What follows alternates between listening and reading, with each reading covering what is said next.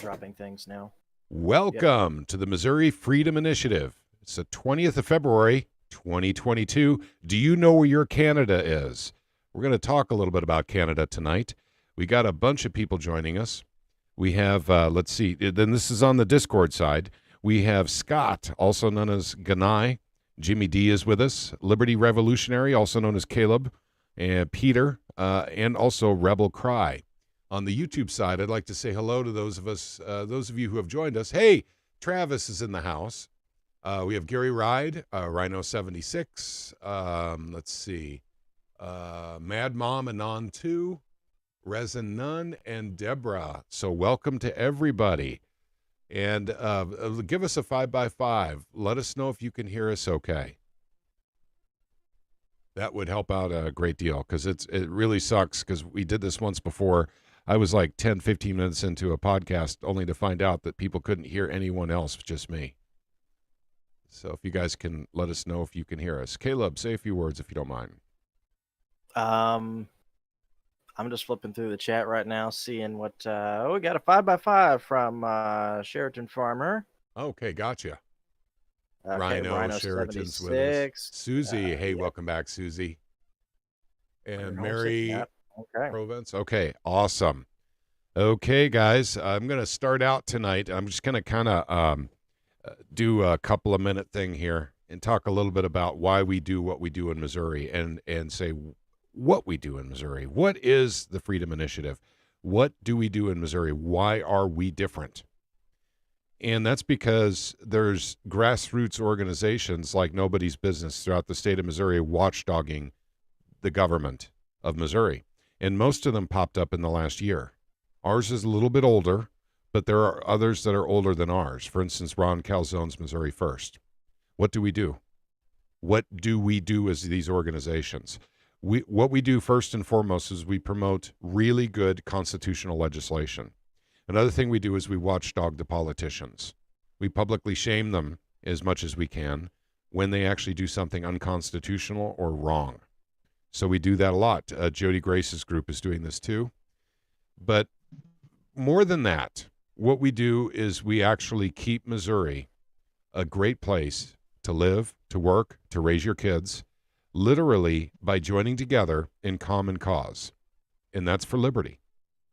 Now, every state has stuff like this. Missouri's a little different, though. We're doing things a little bit differently, and we discussed this, like, for instance, the night we had Dave on from Missouri Right to Life. You know, incrementalism and the pro-life thing, where Texas has gone, you know, a little bit, actually, I'm probably not going to bring that up tonight, but I'm just going to say other states like to compare themselves to Missouri on the freedom level. And, you know, basically sometimes it's apples and oranges, sometimes it's apples and apples.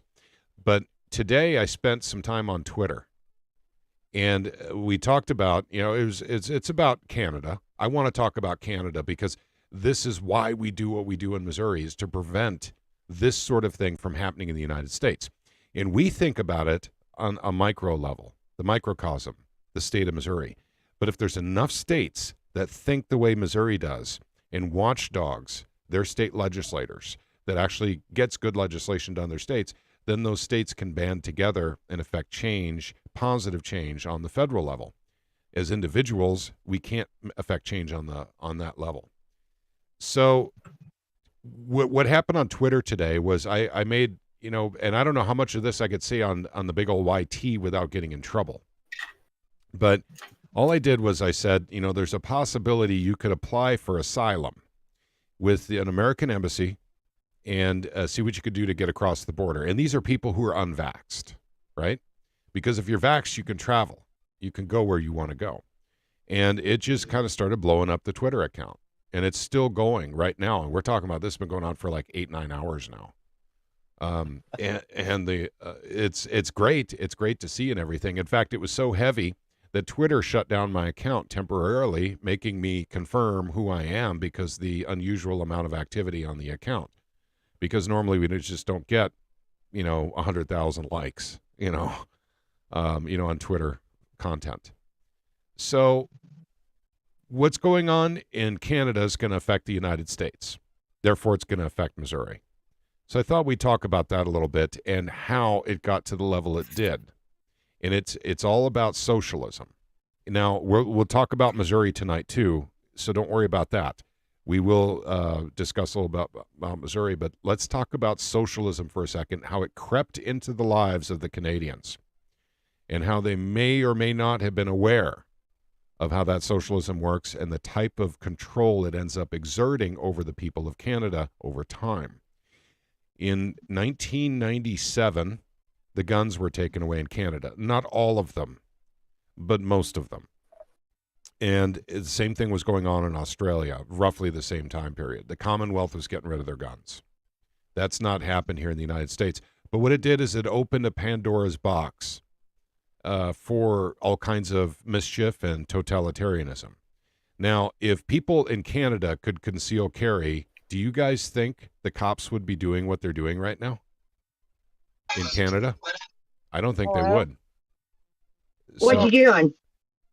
Let me. Hey, how's it going, Latanya? Hello. Hold on. Okay.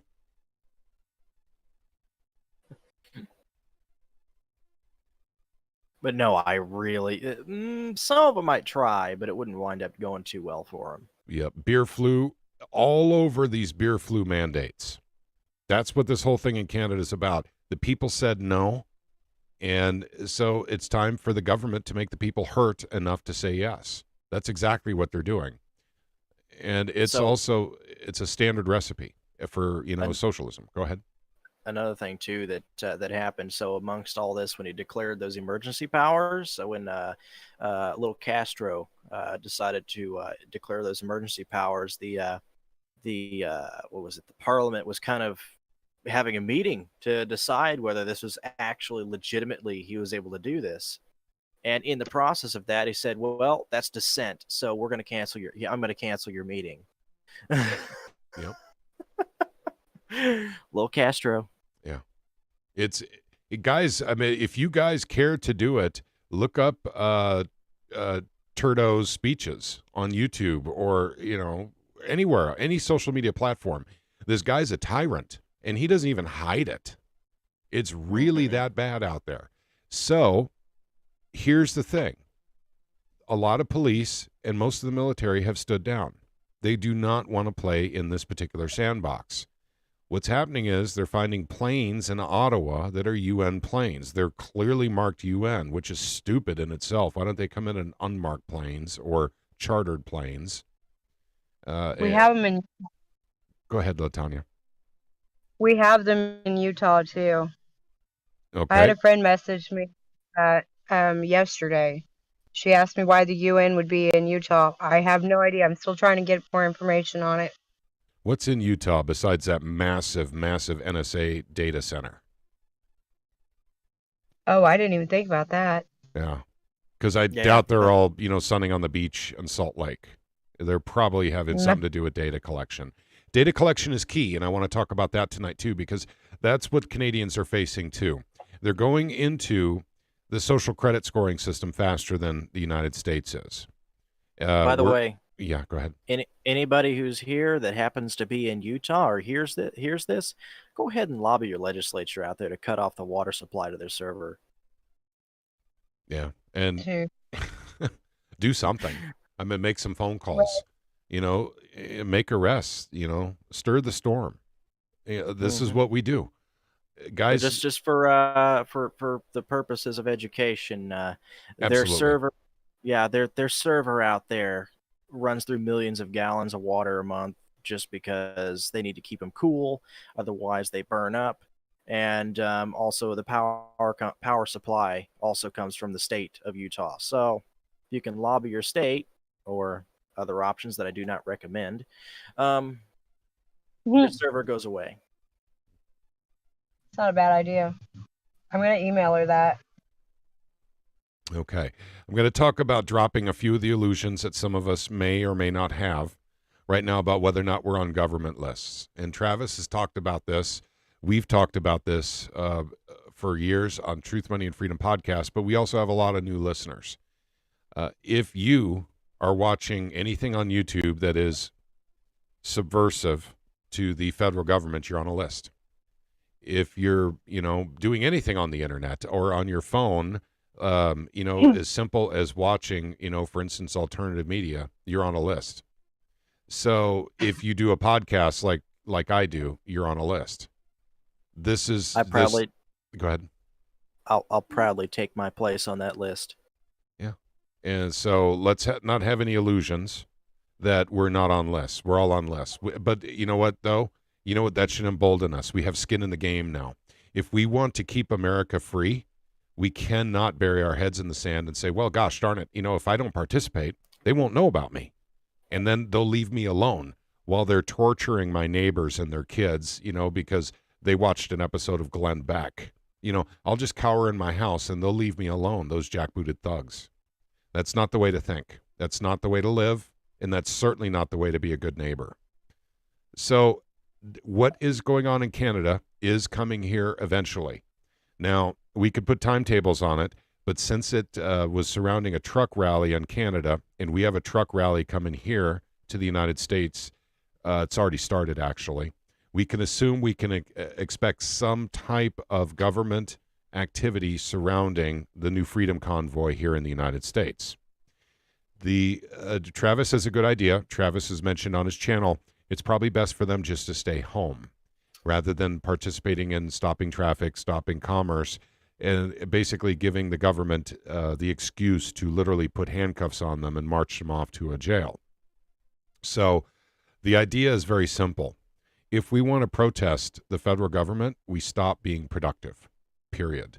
Now, most of us can't afford to do that. So we're going to have to find little ways within our own lives, with our own careers, to actually stop being as productive, to literally start showing the government we need business. The problem is most Americans aren't in a position to walk away from their job. They just aren't. It's a fact of life. We should have been prepared for this. People should have saved, but I understand why they don't. Currency is becoming worthless very quickly with the inflation that we have right now, and it continues to get worse. Mm-hmm. Remember when the Federal Reserve said it was going to be transitory? Well, we said on Truth, Money, and Freedom that was a lie. There was absolutely no mathematical way that it would be transitory. The inflation will continue for at least another 2 years, mathematically. They're not going to take money out of the system like they've said they've been doing. Whether or not they raise interest rates is up to them, but if they raise the interest rates, they will crash the stock market. So if that's something that's acceptable risk for them in order to curb inflation, then they'll do it. But I doubt they'll do it because 1/3 of all the federal government's revenue in the United States comes from capital gains from the stock market and capital gains in general. I can't say it's all from the stock market. So I don't think they want that revenue going away. I've been doing a lot of talking, so I'm going to pull back for a little bit, but I do want to continue talking about Canada. If anyone has any questions, I did spend some time looking into that today and what Justin Trudeau is doing over there.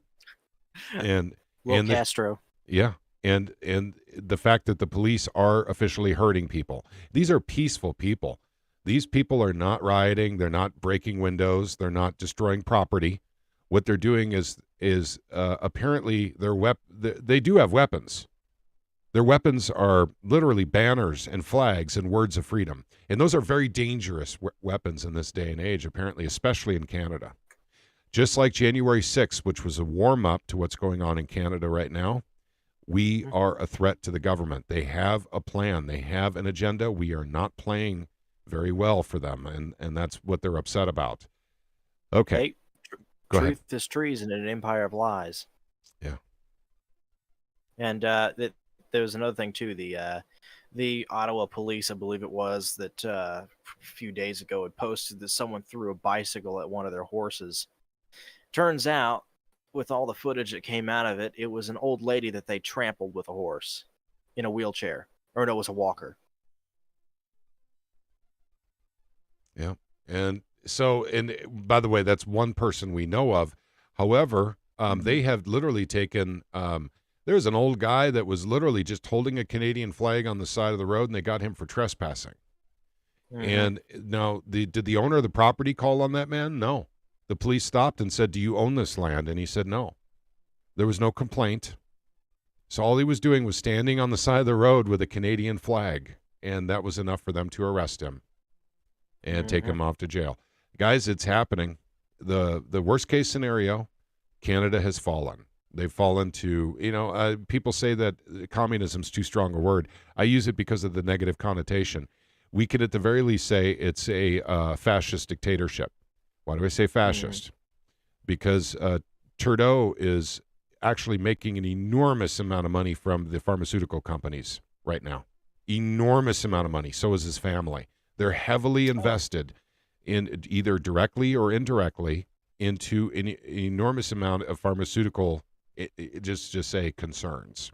And the amount of money, go ahead. I was going to say, it's not just that. It's also the fact that you have the hybrid of the corporations running government and then government running a central bank, and it works like a trifecta between the three. That in itself is the definition of fascism. They just haven't got to the... Well, I guess you could, if you roll certain injections into the mix, then you might say that they threw in the genocide already, but... Yeah, I read somewhere just the other day where just Pfizer alone is raking hundreds of billions of dollars just from getting everybody to take the jab. Sure. And another thing that's so stupid about, the government's cracking down these truckers, everybody's rolling back their COVID restrictions anyways. So why are they even doing that? The only one not is Ottawa. Yeah. I mean, all around the world. I mean, like in Europe, Scandinavia, and all those places. Here in the U.S., everybody's rolling back those restrictions, and now they're cracking down on the truckers. Yep. I mean, they're not doing themselves any favors as far as how it looks. They're really not, but that's what happens when empires are getting desperate and when they're about to fall. Let's see. As far as I'm concerned, Trudeau effectively declared war on his citizens, says Michaela Voida. And I agree with you, Michaela. That's exactly what's happened. And it's a very, very serious situation in Canada right now.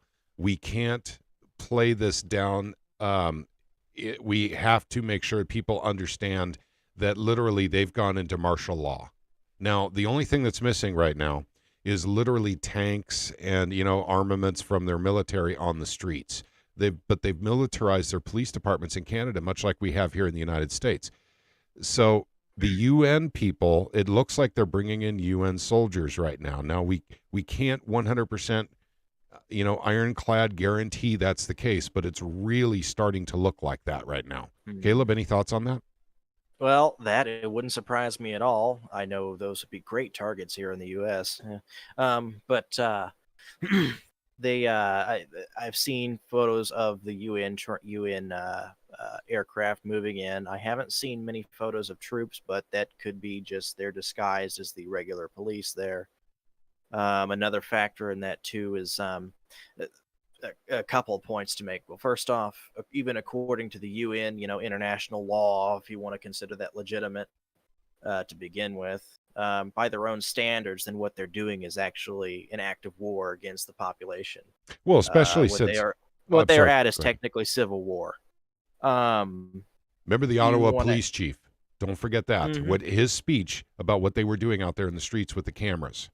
This is very critical, people. They are literally tracking people now and they're getting everyone's image literally so they can prosecute them later for literally standing and holding a sign or standing and holding a flag in Ottawa.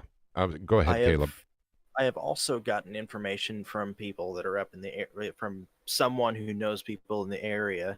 Now, I can't 100% confirm this, but I've been hearing that some of the cops that have otherwise been complying with this, and removing people from the area, they haven't taken them to jail. Now, this isn't all of them, not by a long shot, but some of them have actually been just kind of making face there, removing them from the area, and then dumping them off at a hotel somewhere else. Not booking them, not doing any of that, just dumping them off elsewhere. Yeah, they probably don't have the capacity for them at this point. I mean, the protesters way outnumber their occupancy in their jail cells in Ottawa. So I think that's part of it. Whether or not they're going to open up the camps for these people, That's probably the next step. That's part of the next phase. Here comes a genocide. Yep. So, yeah, it's a scary situation up there. And we certainly don't want that coming here to America. And I know that I am speaking somewhat naively. We already have some of this in America. But as far as actually rounding people up that are protesting, we had that on January 6th of last year, 2021. So we had a run-up. We saw it happen. So we have a trucker thing going on right now, and it's I think they're culminating in D.C., and they want to be outside the Capitol building, all the semis honking their horns during the State of the Union. I do believe that's what their intentions are. They're re-erecting fencing around Capitol building, White House and such, for this event. So, and more specifically, they're putting the curly barbed wire on top of the one around Congress. I don't think they ever took it down. Yeah, they're putting the razor wire up. The razor wire. There we go. Whatever it is. So, because these truckers? Yeah, for truckers. See, I don't know. Truckers. I want to see those trucks just drive right over that stuff. Yep. That's what they need to do. There's some things that I would like to say that I'm not going to say here. So. Yep. So thank God for the truckers, because they're doing what we couldn't do, where we did not get it done. We focus, but then again, guys, trying to get stuff done on the federal level, you're better off trying to raise a Titanic with a dozen tweezers. It'd be an easier job. Better off rounding thousands of truckers and just driving up there. Yep. So the truckers, but we need to do our part too. Non-compliance with anything that's unconstitutional, that's very important. It doesn't matter if they say, well, gosh, I was ordered to do so. If you're ordered to do something unconstitutional, don't do it. That's my best advice. People are struggling with this to this day for face diapers orders from their companies, not from governments, but from their companies. And they're going into work and having to wear face diapers. This is an issue that we're trying to deal with in Missouri right now. We have legislation. Nothing that's, basically through committee yet, but we're working on it right now in Missouri to try and stop that nonsense from happening here. Now, businesses can do what they will, but they have to understand something, that there will be ramifications for it. For instance, if they have a lot of people at the workplace develop, breathing disorders, then that company should literally be compensating the people for all their medical treatment. It depends on the business too. You have public and private. Sure. I consider the difference between, say, something that is publicly traded or something that gains a lot of subsidies. Yeah, you're not private. You are publicly subsidized at that point. Walmart's a good example, eh? What is it, about close to $1 million a year for each store, and then trying to remember the actual subsidy they get. It's close to how many billions of dollars every year? I don't even know. Okay, I want to point out one more thing that Johnny Cage had put in the chat here. Justin Trudeau, or Turdo as we call him here, called Jewish members of parliament Nazis. That is correct. Well, he didn't identify people as Jewish and then call them Nazis. He called people of parliament Nazis, and some of them happen to be Jewish. And some of them are literally, they were children and survived the Holocaust. And Justin Trudeau's out of control, gang. And he is backed up by the World Economic Forum, Klaus Schwab, Bill Gates, obviously by Biden, the Rothschilds. Go ahead. The irony behind him saying, Trudeau calling them Nazis in the parliament, is that the head of the World Economic Forum, Klaus Schwab, was Hitler Youth. Yeah. Was literally Hitler Youth. Yep. Hey, guys, I'm going to play a video for you. I'm going to play a few short clips of stuff that's going on in Canada right now. Where this one here is actually from from February 19th. So hopefully you guys can hear okay. So I'm about to start it right now. This is one guy in Canada, and it's 2 minutes and 19 seconds long. It's a great video. Everything is calm. I think all the people that came down for the weekend with the rain and the warmth, they're staying in their hotel rooms a bit, and they're going to come out hoping that the drizzle ends. It's going to be a peaceful party. I think everyone gets it. There's an air of celebration and relief at the fact that we know you tyrants can provide them all the sick tools you want. You can further legislate us for patriotism is now extra illegal. We've given them the tools to handle this and sweep them away like we've done from the beginning because we're insane.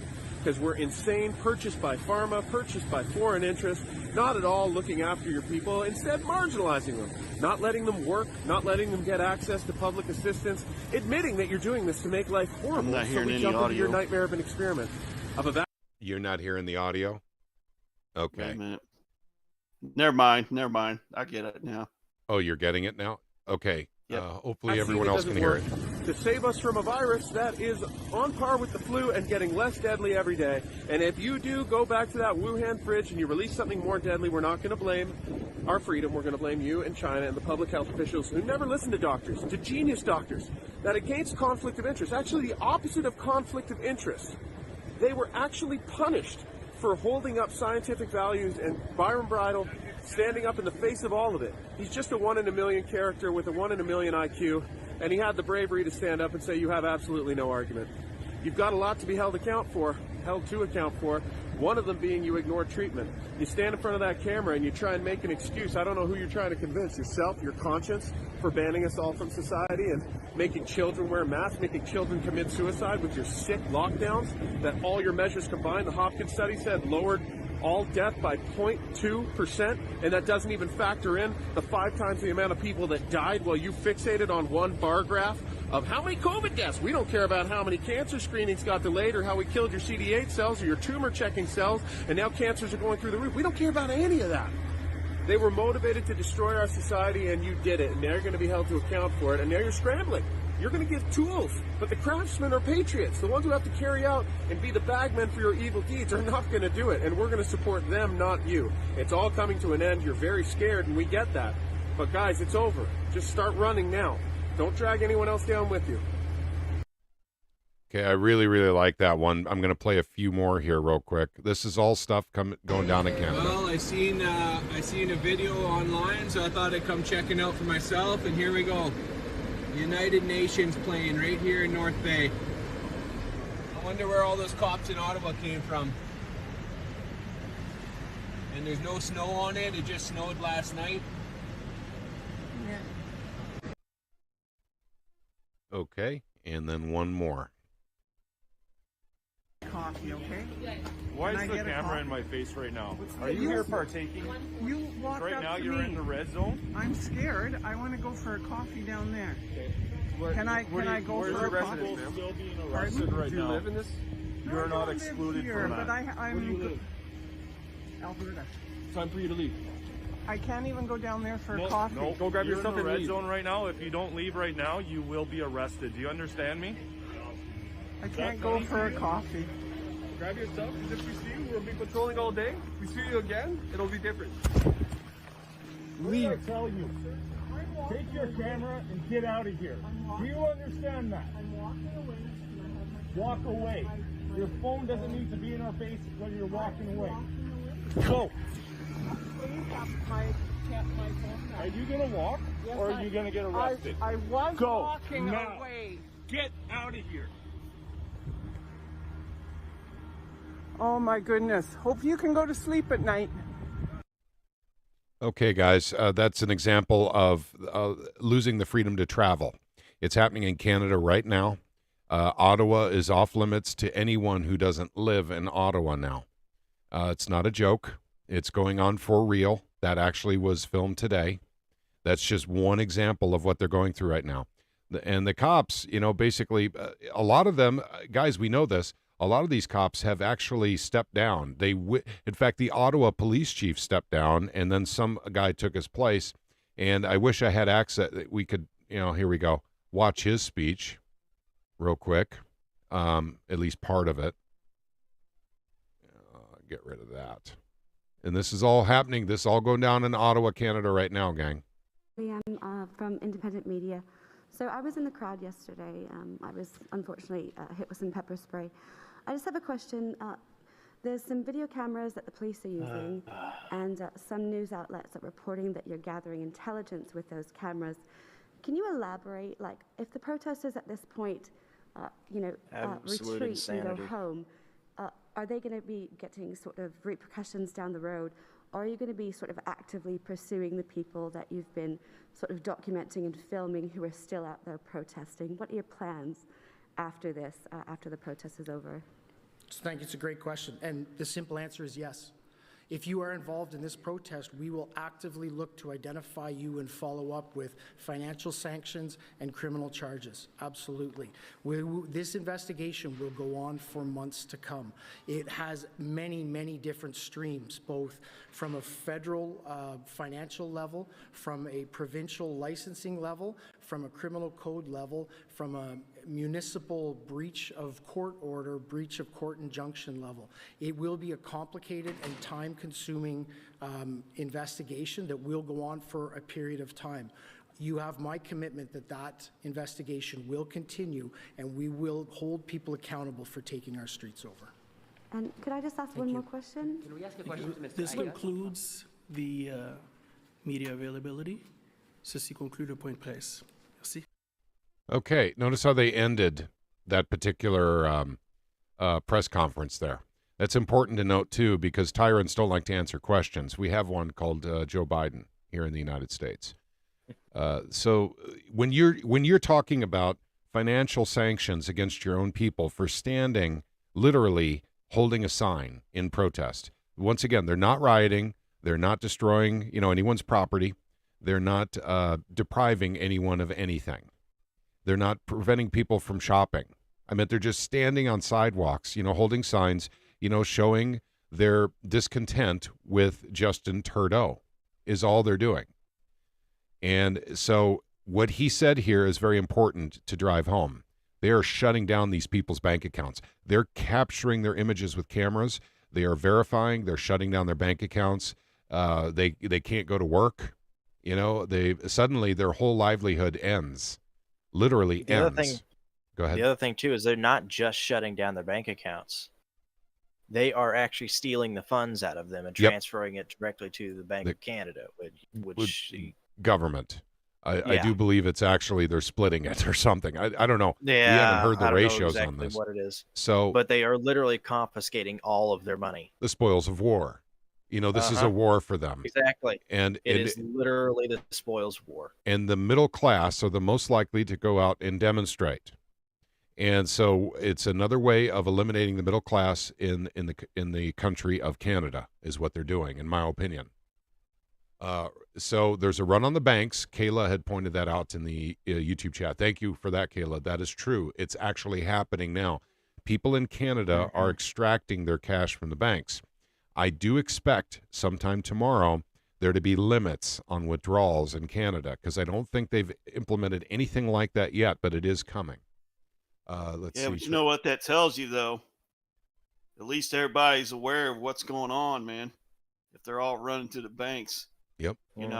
Cat's out of the bag right now. I mean, it's pretty open, and they don't even hide it anymore.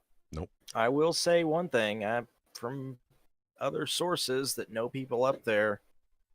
When it comes to the people that are in kind of the backwoods redneck areas of Canada, they don't exactly comply with gun laws up there. No. Let's put it that way. Yeah. And not to mention the mysteriously disappeared a large tractor trailer full of about 2,000 firearms. Yep. And as far as Canadian gun laws go, it's basically the handguns that you can't have. I mean, as far as rifles and stuff like that, they right can still now have quite a bit. Right now, how it is, effectively, their magazine laws is, you can have whatever size mag you want. You can only put 5 rounds in it, though. You're only allowed to put, connect 5 rounds on your belt. You're only allowed to put 5 rounds in that big 30-round mag. But nobody's going to pay attention to that when war starts. Yeah, I mean, you're gonna keep plenty of those mags in your pocket. I mean, they can't account for that. And plenty of you may or may not pay attention to that specific rule. And there's no rules for SBRs. There is the restricted class, which is machine guns and things like that. But there's not really the way they do things is really tough to track things. Let's put it that way. People have things that they. I think a lot of people think Canada doesn't have any guns at all, and that's not true. You don't want to piss off a bunch of Canadians. To be blunt and give you World War II as an example, they were so pissed off at the SS that when the SS, the ones that didn't want anything to do with it anymore, decided to try to surrender to the Canadians, they tortured and killed them. Yeah. You don't piss off Canadians. Hey, Travis says, all you got to do is watch a hockey game to know that. Mm-hmm. Travis says, just think how Biden, Kamal, DHS, and the FBI will come down on Americans if Canada is doing this to their own folks. He equally says, this is why DHS has been letting us know what a domestic terrorist is. A libertarian, someone who disagrees with the government's handling on the beer flu. That's a terrorist. You guys have all seen this. We've shown this either on Truth, Money, and Freedom podcast or this channel. We can't go further into detail because that's, the big old YT is controlled by the CIA, which is government, basically. So we have to be careful what we do so we don't get shut down again, don't get another week vacation. But Johnny says, Travis has an excellent point. So, basically the people of Canada that are protesting are being considered terrorists by their own government. This is exactly what we'll be looking forward to in the United States of America, too. Who is a terrorist? So you want to pay attention to what your government says a terrorist is, and don't forget the NDAA, the National Defense Authorization Act, signed into law December 31st, 2011 by President Barack Obama. That allows the government to suspect you of being a terrorist without charging you and incarcerate you indefinitely or simply to take your life. They actually have that ability, by the way. That's not a joke. I'm not saying that to be hyperbolic. It's actually written into the legislation that became law. It was never taken out. So, the people of Canada, I don't know what's going to happen with them. If they're going to continue this, they're going to open up those camps they have in Canada because they don't have the capacity to incarcerate as many people as are demonstrating right now. And if it's true, if you protest from this point forward and they get your image on a camera, then they're coming after you. And they will shut down your bank account, take your money, take your home, take your kids, take your pets. They're doing it all. It's a one-stop shop for tyranny is Canada. So, for those people in the United States that just don't think we're tyrannical enough, look to our neighbor at the north, Canada. You can go live up there, go to Ottawa and see what it's like. Just watch, observe, see what the people are going through. This is why we can't have a cashless society here, man. That's right. You can always trade in something when they try to pull that crap with their dollar. Yeah, Johnny Cage says the NDAA is a very serious thing. It's not a joke. That's right. And the weird thing is we had 2 years of Republican rule in the United States government. This is why I don't trust the federal government. It doesn't matter who's in. When Trump was in, we could have taken care of the NDAA. There was enough Republican that we had a majority everywhere. White House, House, Senate. We had it all. Did we get rid of the NDAA? No. No, we did not. So just remember that. And by the way, we're not right-left paradigm people here. We're constitutional people. You can say you're a Democrat, you can say you're a Republican. That's fine with me. Just stick with the Constitution. If you stick with the Constitution. Remember, yeah, go ahead. Careful. Constitution is domestic terrorism. I forgot about that. Yep. Okay. Mm-hmm. Yeah. Well, I'm already on every list there is anyway. I know. Same. Yeah. It's like Michaela here said, if you like freedom, you're on a list. Yep. Okay. So with Canada going the way it's going right now, we can expect with the trucker convoy that's happening in the United States, some activity to start here in the United States. So DC is where this whole thing ends, the whole convoy. So we'll be watching that very carefully, very closely, and Canada will be watching very carefully and very closely too. But I want to point out that Trudeau, with all the crap he's pulling up in Canada right now, there's no Western leader speaking out against him. Now, you do have Rand Paul in the United States Senate speaking out against Trudeau, but that's it. Thomas Massey, there you go, in the House. He's spoken out against all this from the beginning. Yep. But what I'm talking about is, presidents, premiers, prime ministers. I mean, when Australia was doing what they were, was anybody speaking out? You know what? We weren't really looking for it at that time, but it wasn't so close to home for us. Massey was speaking out against it. I remember that. I mean, as far as like the presidents and stuff like that. I mean, you always got some people, but no. There were a few in Africa and whatnot, and and like there was one in what was that? I think the president of Ecuador did at some point. But you supposed first world countries, your European countries, all that was going on in Australia, nothing, nada. They're all World Economic Forum. Yep, they're all World Economic and Trudeau's Forum. bucking for a spot on that. You can tell. Because like I said, everybody's rolling back the COVID restrictions anyway. So why is he doing this? Well, they're rolling those. They're just rolling those back at this point because I guess they've got enough people and taking the thing and with the 50% negative efficacy. I mean, it's just going to kill enough people already. So we'll talk a little bit more about that in the after show. In fact, I'm going to show a web page right now, and I'm going to leave it up for a little while, and we're not going to talk about it directly because this is the kind of thing that the big old YT doesn't like. But I'm going to leave it here for a little bit, and I'm going to copy and I'm going to paste it into the live stream so you guys can go take a look at it. And we're going to talk about this in much more detail when we end the live stream in our Discord group. And this is an important one. This is about what findings after the fact for those who have had the serum. And it's actually startling stuff. And other people have talked about this already. But luckily, we do have, someone here that has a little bit of medical training that understands it real well.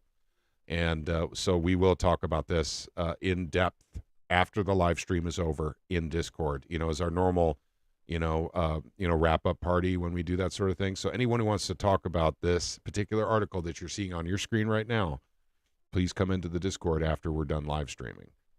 And I think it's very, very important that this get discussed and people know this because this affects all of us. This actually does affect all of us. It doesn't matter whether you've had the jab or not. Yeah, Prepared Homestead said what I was going to say there. Yeah, the only heads of state that spoke out against all this have been eliminated or attempted to be. That's exactly right. Yep, that's right. 5, 4 in Africa and 1 in Haiti. And that's the right. Haitian president. Yeah, that was mysterious. How he got? It was. They said, some commando assault crew came in and killed him.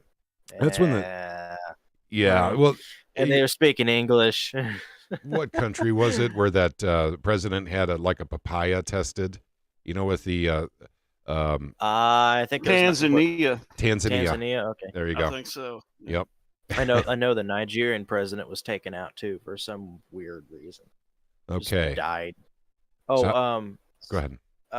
Gray, where is it? Hang on, I gotta go back a minute here. Gray the Beard, we need a national strike. And more people withdrawing from society and becoming self-sufficient. I agree. Homestead and homeschool, yeah, most definitely. The bloody redcoats. Yep. And so, once again, you guys may ask, and it would be an intelligent question, what does all this have to do with Missouri?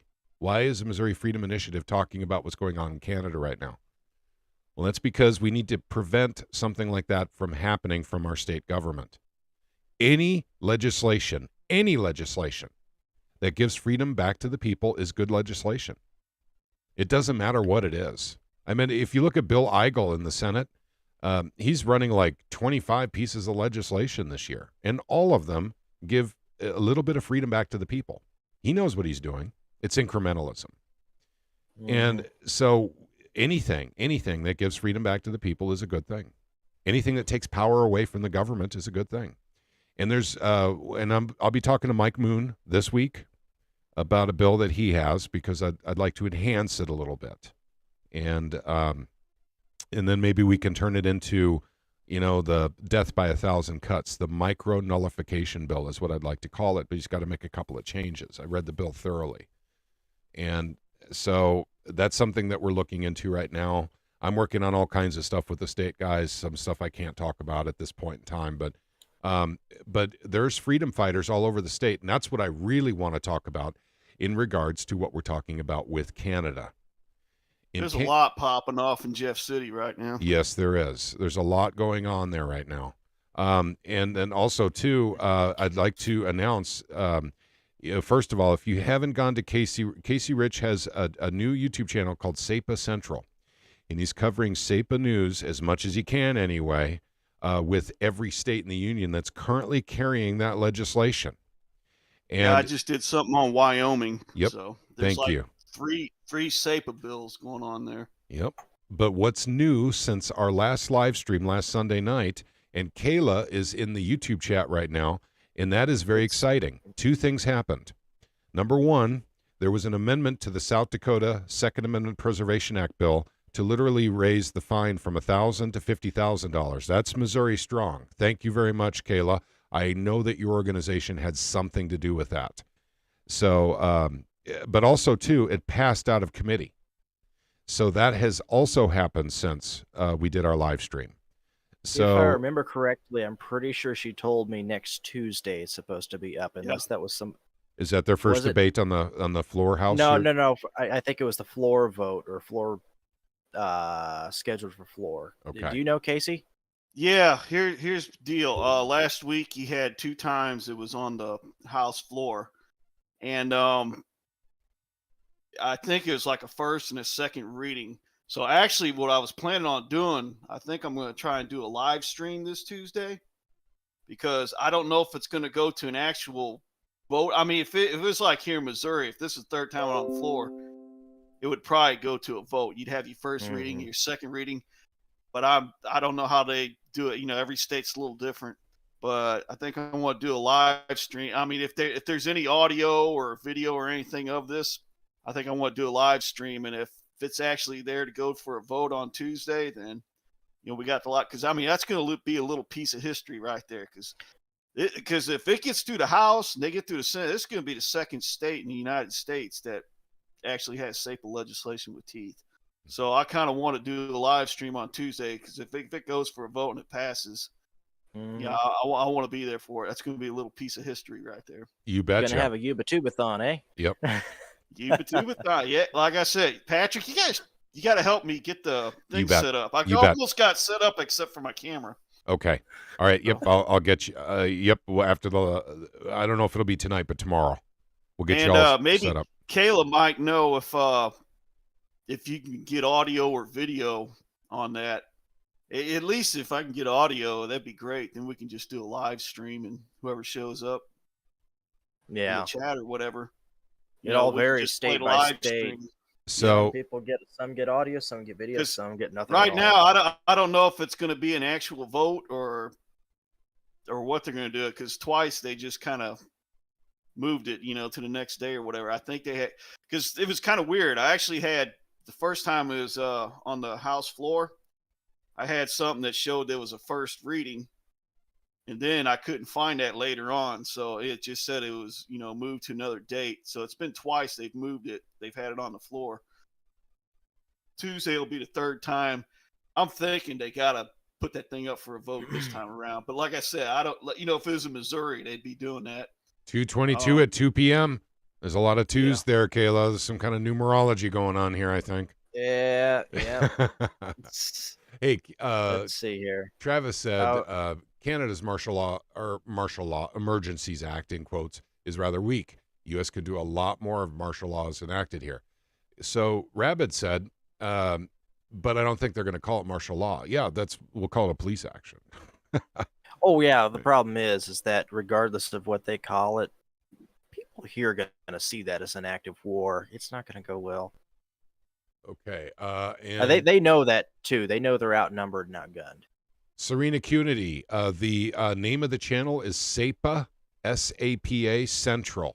Hang on, I'll bring it up and I'll put it in the YouTube chat. Give me just a few moments here. Yeah, my channel's also on BitChute, or it's on Odyssey, it's on Rumble, and it's on BitChute under KC Rich 13. Just, I had to change the name for whatever reasons, technical reasons. In fact, I get most of my views through BitChute, man. I get a lot on there. Actually, I get a lot on BitChute too. That's where most of our activity is, actually. I haven't updated it lately. I have just put into the YouTube chat, pardon me, SAPA Central, Casey Rich's new channel. So that is the link I just put in. Please subscribe if you haven't already. This is covering SAPA all over the United States of America. There's nothing like it. Just like when we started carrying SAPA with the Truth, Money, and Freedom podcast, there was nothing like it. There was no channel on YouTube or any of the platforms out there covering Missouri's SAPA at all. It was us. It was just us. Now, that doesn't mean that we carried the day. We didn't. It's all those who made phone calls, all those who made visits and everything. But what did they act on? That's the information we brought. That's what KC's trying to do until they can get some kind of grassroots going in Wyoming and Kayla's group gets real strong. Who knows? They may have SAPA here in a matter of weeks in South Dakota. Go ahead. Rabid Coyote has to bring the cheesy jokes into the chat. Okay. It's a Tuesday. Tuesday. Oh, I get it, Rabid Coyote. That's pretty witty there. 2:22 at 2 p.m. It's a Tuesday. Okay, so the date like that, they gotta be voting on it. Come on. Yep. Okay, so I'm tired of all these start and stops, man. Let's just make it happen. Hey, Casey went to a committee hearing earlier this week in Jefferson City. Do you want to talk about your experience at the committee? Oh yeah. I was wondering if you're going to have time for that. Yeah, if you could. I think it's important for people to know what it's like to go in front of a committee meeting. I've done it too, but not this year. Okay, I actually, I pulled it up. What it is you got a bill on the Senate side, Senate Joint Resolution 31, that modifies the initiative petition process. What it does, it makes it a lot harder to do it because they raise the threshold as far as percentage of votes and where you have to go and what parts of the state, in order to get the signatures and stuff. And then as far as how much you got to pay, you got to pay per page and stuff like that to get your signatures ratified or whatever. It just basically makes it impossible to do a petition process. And I don't think most people really pay much attention to the petition process. But you got to understand something. When your federal government gets out of hand, how do you deal with it? Through your state. But most people don't think, what if your state gets out of hand? How are you going to deal with it? That's where that petition process comes in. And what they're trying to do is make it harder, a lot harder. And the reason what they're saying, it's because you get all these out of states, like the George Soroses and stuff, who can just come in here and get ballot initiatives, no problem or whatever. And so they want to make it harder to do. What they're not telling you, well, basically one thing they're telling you is they think the people are stupid, that if somebody from out of state comes in, gets a ballot initiative, like we're too ignorant to think for ourselves and decide whether it's good or not. So that kind of throws a red flag up there. It's basically your politicians are trying to say you're too dumb to decide for yourself something that's on a ballot initiative. So that's got to make you concerned right there.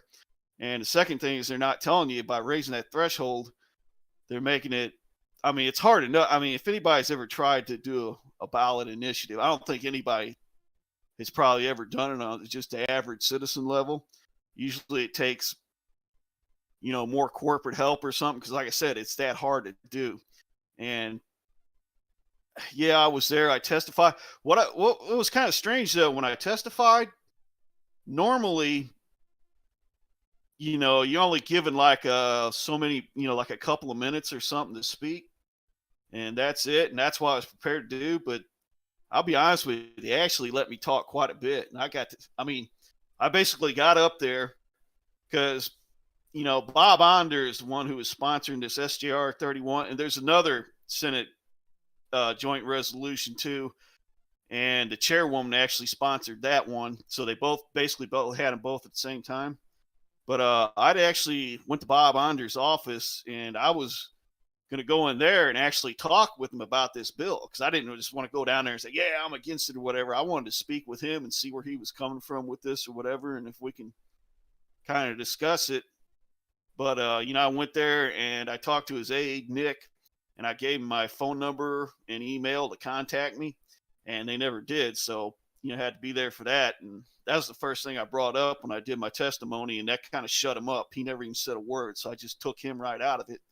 And then the rest of the people there on the committee were getting up and leaving, except for the chairwoman. And I think Senator Bratton stayed. Because like I said, once I took Onder out of it, the rest of them just said, whoops, we're out of here. But then what I did, because one thing I did, though, when I went up there and I was trying to get an audience with Onder, and I couldn't get it, I did the next best thing, because like I said, I want to know where this guy was coming from before I went up and testified. The next thing I did, I just went around and talked some other suits and stuff to see what they would raise and the reasons why you'd want that resolution. And so when I was there for my testimony, what I did, I brought up all the questions that they would have for that resolution for raising the threshold for a ballot initiative, and then I was able to sit there and counteract all of them. So I basically had that thing killed for anything. And then Senator Bratton, and I tell you what really worked, this is not against Senator Bratton personally. I mean, he's had some really good legislation, and he was really helpful with as far as SAPA goes, but it is what it is, man. A bad piece of legislation is a bad piece of legislation regardless. But he was trying to tell me, he said, because when I was bringing up the degree of difficulty to get get something on ballot as it is, and he was just like, well, when I have to run for office, I have to go all over the place and everything, and it's hard for me too. So, he basically said, what's the difference? He said, it's hard for me, so if I have to do it, you can do it. And that's kind of scary if you think about that, because that's not even the point of having a ballot initiative. Again, it comes down to, if your state gets out of control, you need something where the people can act quickly, swiftly, and get something up there to counter it. And he's just like, it's hard for me, so what's the big deal about being hard for you? You just find another way to do it. So that kind of worries me. Might I make a point there too on that? Yeah, go for it, man. The ballot initiative thing, first off, he only has to go through the district that he's trying to run for. And everyone else has to do the entire state. On top of that, the difference between, if you're going to look at from a constitutional standpoint, any restriction on a ballot initiative is a violation of Article 1, Section 3 of the Missouri Constitution, the right of the people to regulate the inner affairs thereof of the state of Missouri and the police. You combine those two things together, and it would also be a violation of that for someone out of state to be interfering in that as well, because the right of the people of Missouri to regulate the inner workings of the state of Missouri. So anything that would otherwise be an initiative that is sponsored by an out-of-state entity is illegitimate in the first place. Well, see, those are great points you brought up there, because I basically brought up the same thing. Now, I didn't have the statute in front of me, so I couldn't recite that. But, I was telling Onder, and he says, well, because you brought up the district thing compared to the state. And plus, I even told him, I said, look, I appreciate how hard that is, just even in your district, because I've done a lot of campaigning and stuff in independence. And let me tell you something, independence politics is brutal. It's got a brutal history, and it's a grind. But it's nothing compared to trying to organize a statewide ballot initiative. Not even close.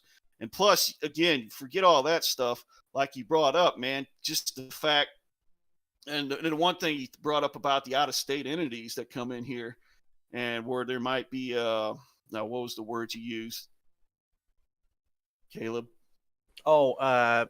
It would be illegitimate because it's a violation of Article 1, Section 3 of the Missouri Constitution. And see, here's the thing.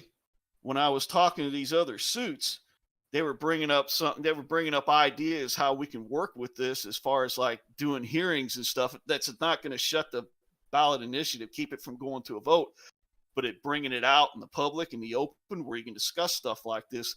And plus, we're bringing up ideas, where you can like stop these out-of-staters from coming in, but still not making it any harder for the citizens. And I was wanting to bring all this stuff up with Onder before we even had that committee meeting. But like I said, the guy never got back with me. I brought all this stuff up with Brat, and he was just kind of like, I think, I really didn't have time to throw any more in there. But what the problem is, when these guys the longer they're in a state, the more they just get caught up in the everyday grind of passing laws and stuff in that state. And they tend to gravitate more towards higher up, and they kind of forget about what the citizen has to go through.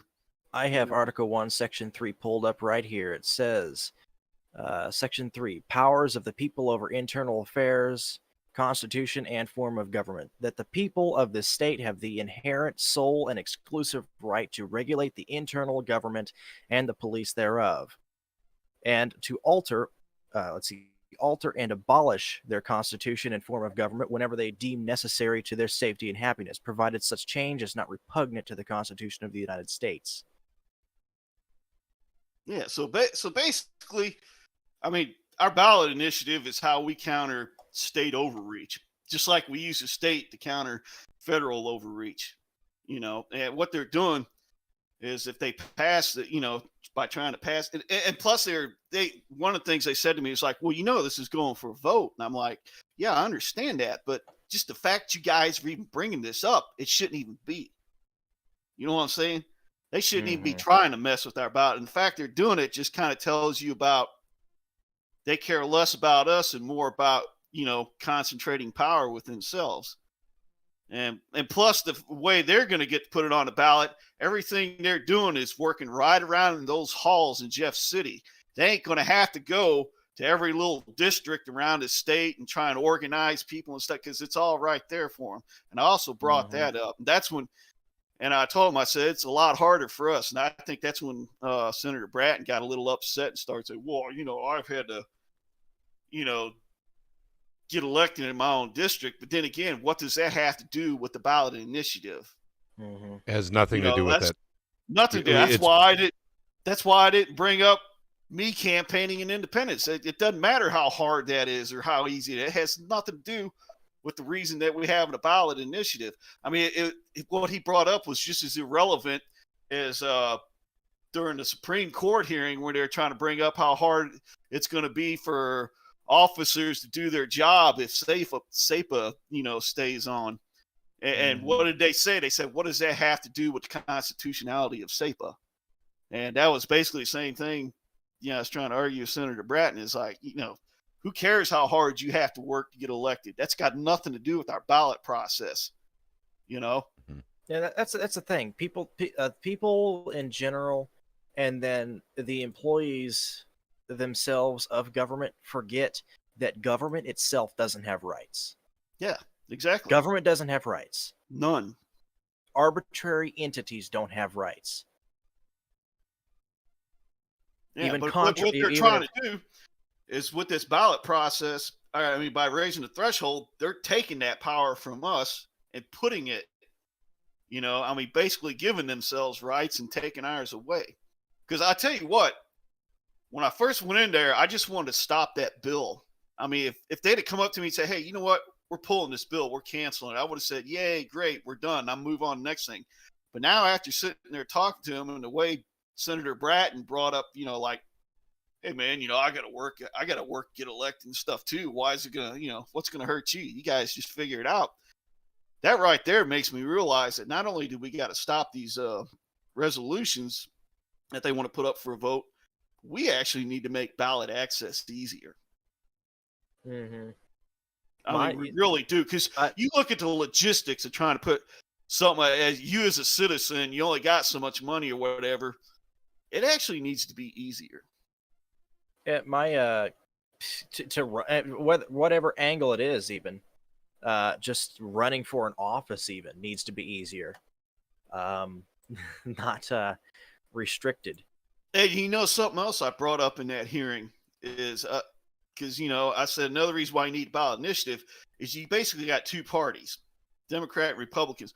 most countries have multiple parties, because let's face it, man, people got all kinds of different beliefs and ideas or something, you know, and think that's all going to squeeze down at two little parties and everybody's going to be this or that is forgetting. That's why you had that ballot initiative, because if there's something you want and those two parties don't want to give it to you, that's why you had a ballot initiative.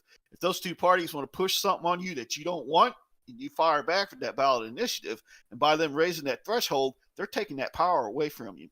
And really, when you look at the logistics of the average the average person trying to put together a ballot initiative, it really needs to be a lot easier, because they're trying to say, because what they're trying to say is they don't trust us. You know, they don't want us putting things on the ballot, because, I mean, let's face it, even though this is basically a Republican stronghold in Missouri, you know, and the Democrats are pretty much an endangered species. You look at a lot of stuff gets on the ballot, gets voted for. It's not what Republicans want. That's what they're mad about.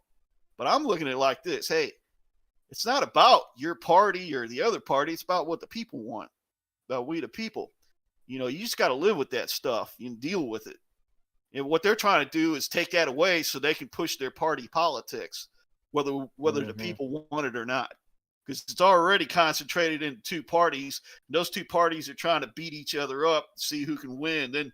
Then whoever party comes out on top, then they can push, you know, everything they got on the rest of us. But you know, that's not how people think, man. Sure. And you know who always comes out on top is government. Government always comes out on top. In reality, it's supposed to be the other way around. The people are supposed to be the sovereign entity. Correct. It's like I've said before, I see two types of government. Either one where you govern, or the other type where you are governed. And the second type sucks. And that's basically with these, you know, if they pass these resolutions or whatever, that's what's going to happen. It's going to make it easier for them to govern us. And we need it the other way around. So, yeah, that's a pretty interesting piece. Like at first I was just like, man, you know, I just want to kill this bill. But now I'm looking at it, I'm like, you know what? We really make that ballot initiative easier. Yep. You know, you may not get everything you want on that ballot initiative, but I'd rather live with that than to have governmental entities that don't give a flying F about us imposing their will on us and us having no recourse. And if the state gets out of hand, that ballot initiative is our recourse. Yeah, it is trying to take that away from us. It is of note that Ron Calzone also showed up in that committee hearing speaking against the bill as well. Is that correct? That's correct. Yep. It was, yeah, he came out against that one. The other one that chairwoman was running, that's basically the same basic bill. It was just informational or something, but whatever. He basically spoke out against it. And there were several other groups. And what's weird is right after that meeting, they actually had the minutes of that meeting and all the people that showed up for or against it, whatever. Now I can't find it. Oh, of course not. I was trying to pull it up for tonight so we can go over who all was for it and against it, and I can't find it. And it's the same thing with Bill 666. After it was defeated, I was able to pull up and get the minutes, and now I can't get that either. Yeah. And you know what? There's another thing we can talk about too if you got the time. Sure. Just a few more minutes though, because I want to tidy it up, because we're going to have a big discussion in the Discord after the live stream. Okay. We're going to talk about the HIV component of the serum. Yeah. Okay. Yeah, we'll talk about that. Yep. Okay. So go ahead, Casey. All right. I'll make it as quick as possible. But anyway, we all know Senate Bill 666, the one where, you know, the stand your ground got defeated. Yep. A couple of Republicans got turned, and they voted that down in the committee. The thing about that is, first of all, what most people don't realize, it's more than just stand your ground as far as, you know, your gun rights and stuff. But here in Missouri, like if you shoot someone in self-defense, the burden of proof is upon you, the defendant, to prove your innocence. Mm-hmm. Okay, which is messed up because, you know, when I was a young child back in the 70s, you know, in terrorist training school is what the FBI called it back then. We call it public elementary school and civics class. But it says nowadays it's a terrorist training class. Back then, you know, the burden of proof was on the state. They had to prove beyond the shadow of your guilt, beyond the shadow of a doubt. You know, they had to, in order to convict you, the burden of proof wasn't on you, the defendant or the citizen.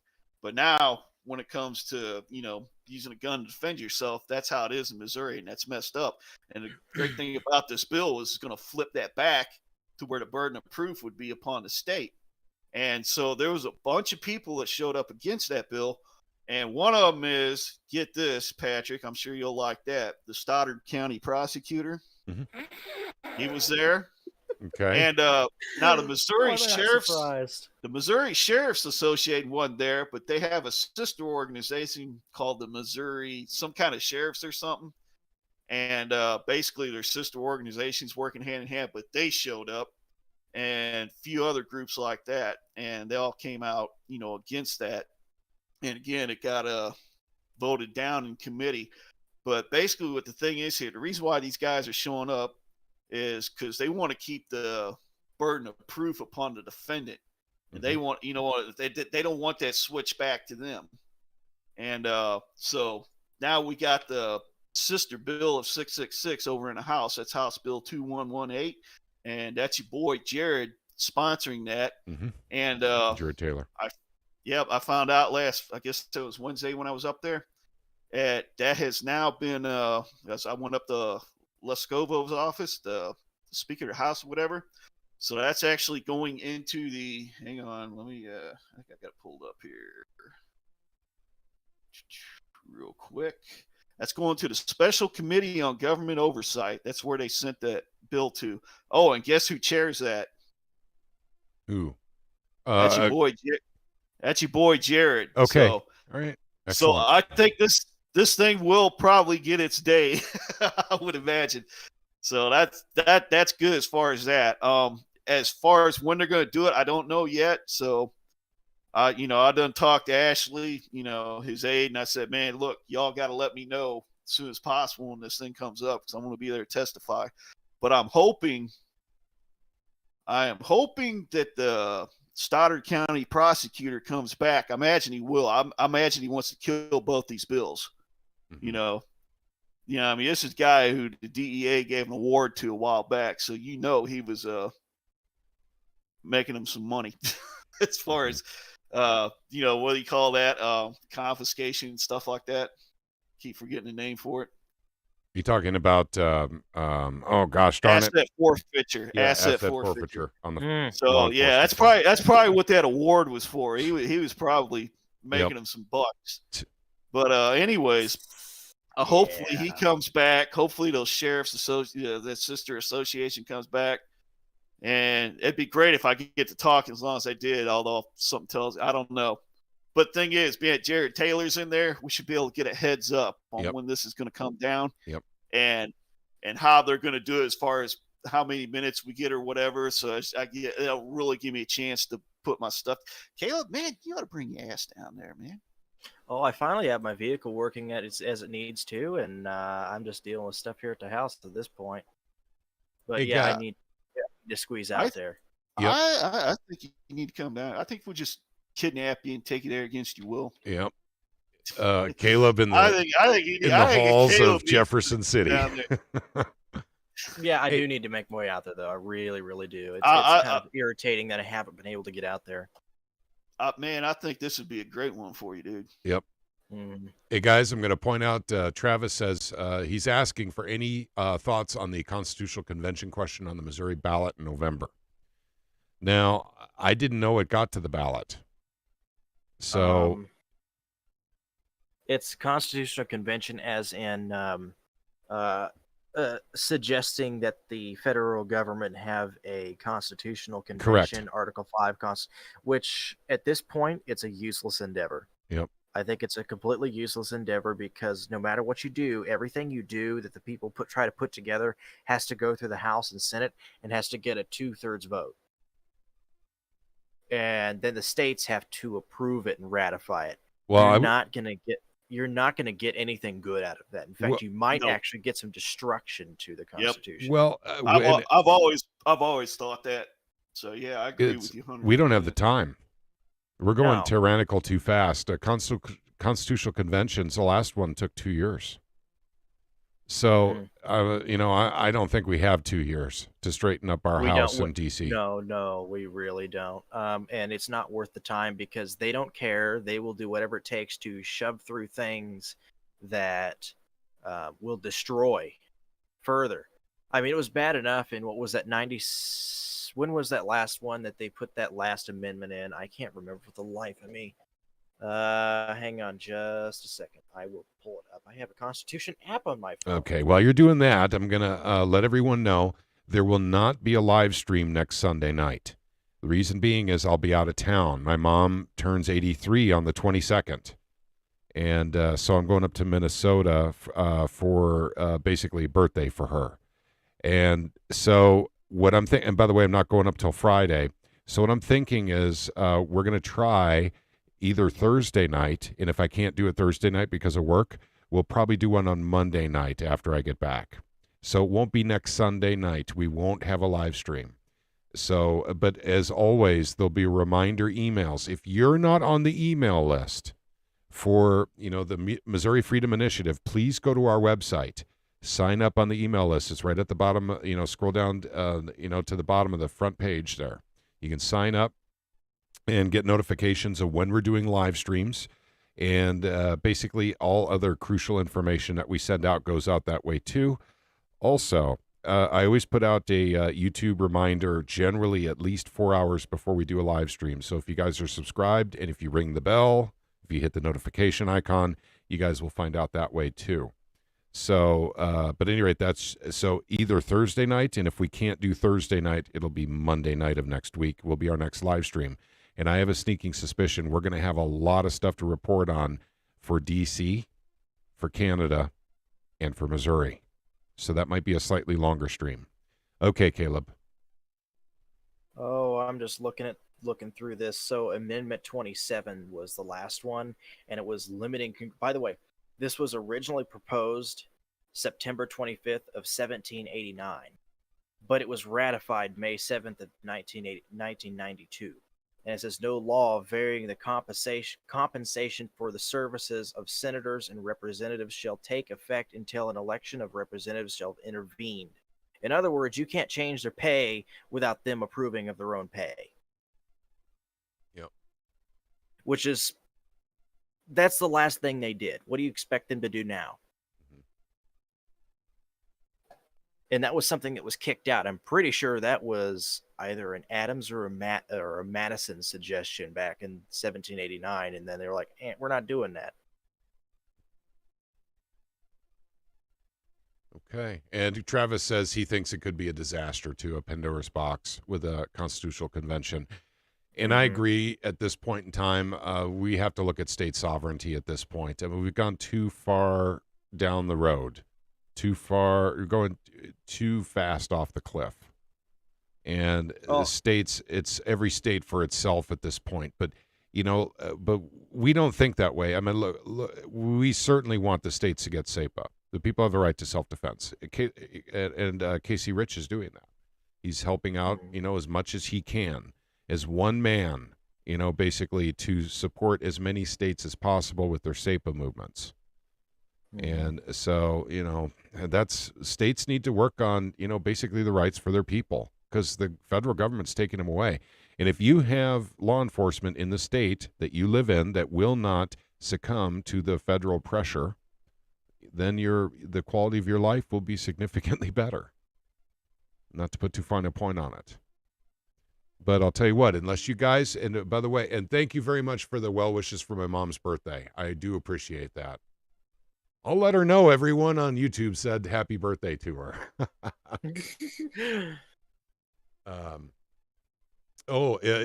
Travis says, I'd be okay with the convention if it focused on secession. That's the last thing they're going to meet on. Yeah, nullification. they have no plans of letting us out of anything, even though technically, if you go based on the principles of the founding generation and their actual wording of the Constitution and the 10th Amendment itself, you technically have the right to just exit the contract. But one more thing we'll talk about in our next live stream has to do with the Missouri Supreme Court. We do have one justice that is married to a man who was senator who opposed SAPA the entire 8 years he was senator. So we'll cover that in more detail. She needs to recuse herself from the Missouri Supreme Court for that decision. She has not done so yet at this time, but I don't know the politics of it. All I know is the man she was married to opposed SAPA the entire time that we had it in our legislature from 2013 all the way to 2021. Fact. Okay. I'll tell you what, gang, I'm thinking about wrapping it up here because we're going to leave the Discord open for a little longer tonight. We're going to talk about that one article here. I'll put it up on the screen again. We're going to talk about this article right here. This one. So we're going to talk about that a little bit more, which is something that's been in the news for about 2 weeks, discovered in Europe. But I think we need to talk about it a little bit because it is kind of important. And it's people who have had the jab. They're testing positive for certain things that they shouldn't be testing positive for. And we're going to discuss that. And the reasons behind it are a little different than what you're thinking. Yep. It doesn't have anything to do with that other 3-letter virus that you want to mention, but they are labeling it as such because they need something other than a needle to blame it on. Yep. Okay. All right, guys. I'm going to go ahead and call it a night then. Once again, please feel free to come into our Discord. We're going to stay in Discord for a while. And we won't be broadcasting anymore, so we let our hair down when that happens, the after party, and talk about things we cannot say on the big old YT. So before we start, we're generally there a half an hour before we start, and then after we end, it can be hours. Generally, though, I have to get off sooner than that just because I have to get up for work early in the morning. But you guys are all welcome to join us in our Discord. The link is right down below in the description section. Please do consider coming in for the conversation. I want to thank you all for joining us tonight. It's wonderful to have you guys here. Thank you for caring about the beautiful state of Missouri. Thank you for caring about our country. Thank you for caring about our neighbor to the north. America's hat, Canada, is under siege. So we'll continue reporting on that because that will affect us here in Missouri too, gang. All of it is relative.